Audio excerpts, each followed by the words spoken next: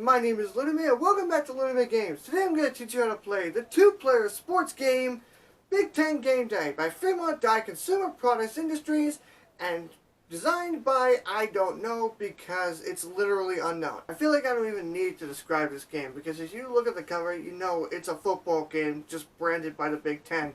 So let's just see what's in the box.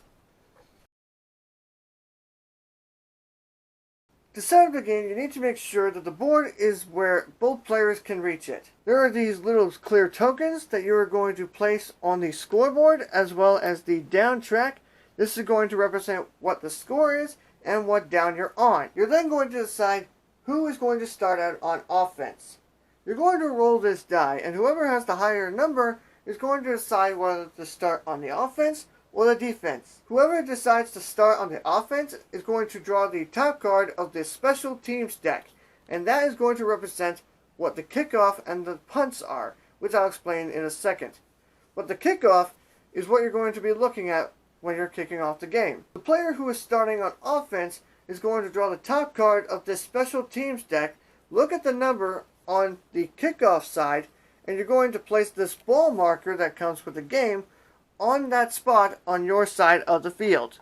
There's two other decks included with the game, an offensive deck and a defensive deck. Each player is going to draw the top 5 cards off of the top of their deck, and that is going to represent their starting hand. When you determine where the offensive player is going to start, make sure you take the first down marker that's included with the game and place it 10 yards in front of them. Make sure you give each player 3 timeout cards and you are ready to begin. Every turn, the offensive and defensive player is going to choose a card from their hand and play them face down simultaneously. When both players have chosen the cards that they wanted, they're going to flip the cards over and then they're going to compare them with each other. For example, the offensive player has played a 10-yard run. The defensive player has played a pass defense. The offensive player is going to then see what the defensive player has played and compare that to what the chart says on their card. For example, in the case of a 10-yard run against a passing defense, the offensive player gains a full gain. So that means in the case of this card, the offensive player has moved the ball 10 yards. You're then going to take the ball from where it's at and move it the amount of yards that the offensive player has gained. There are cards that can affect how many yards a player gets. For example, if the offensive player had played a 10-yard run against an all-out blitz, well, if you look at the all-out blitz section of the offensive player's card, then he will have actually lost 10 yards, which means he will have had to take the marker and move it back 10 yards. If at any point the offensive player is pushed back into his own end zone, the defensive player has scored a safety. That would mean that the defensive player has scored 2 points. They will then take the top card of the special teams deck and start the ball on wherever the kickoff marker is on their side of the field, and they become the new offensive player. Regardless of what happens, you will then take the cards that both players have played and they will be discarded. You will then take the first down marker and move it to the next position unless the offensive player has converted a first down. If the offensive player manages to make it to the first down marker or beyond, then he has made a first down. When this happens, you will reset the downs marker to 1, and each player will draw back up to 5 cards. A first down also happens whenever there is a turnover. If a penalty is played on a first down, both players also have to draw up to 5 cards. If the offensive player ends up on 4th down, then he gets 3 options. He can attempt a 4th down, which is exactly the same as playing a normal card, only this time, if he fails to make it to the first down marker, the defensive player takes possession. You can also attempt a field goal if you are at least 40 yards away from your opponent's end zone. On the side of the board, there's different charts that represent the chances of success depending on where you are on the field.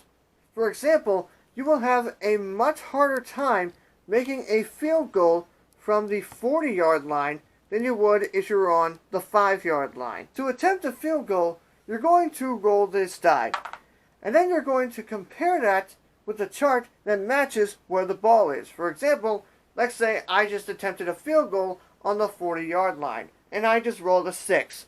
So in the case of that, not only was the field goal attempt blocked, but the defense managed to run it back for a touchdown. If the field goal attempt was a success, the offensive player will score 3 points. They would then draw the top card of the special teams deck, look at the kickoff spot, and place the ball wherever that is, and then the defensive player becomes the offensive player. If the field goal attempt was simply a miss, the defending player becomes the offensive player, starting wherever the ball is at that moment. If on fourth down the offensive player is too far away to try a field goal and doesn't feel confident in attempting to go for it on fourth down, he will have to punt it. To punt the ball, you take a card from the special teams deck, and this time you will look at the punt value listed here. This tells you how far the ball has been punted. You will then take the ball marker from where it is, move it that many yards away,